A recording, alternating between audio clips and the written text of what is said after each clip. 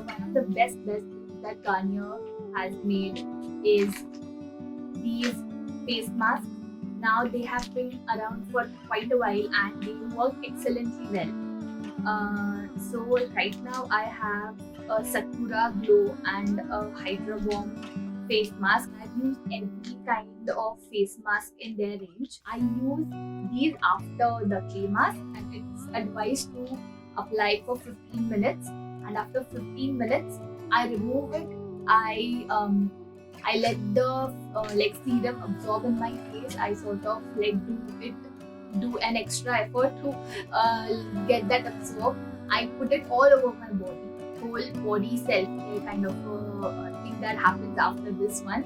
So I make sure that when I do my self-care routine, I'm properly cleansed and ready for my bed, because this tends to get a little sticky.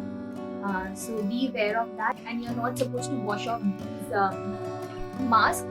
Now to talk a little more about this, it basically is soaked in serum. Okay, the serum that you use, this one basically is soaked inside the serum. You take out the sheet mask and apply it on your face, keep it for 15 minutes, and then remove the face mask and try and rub it in your skin, not vigorously, very gently.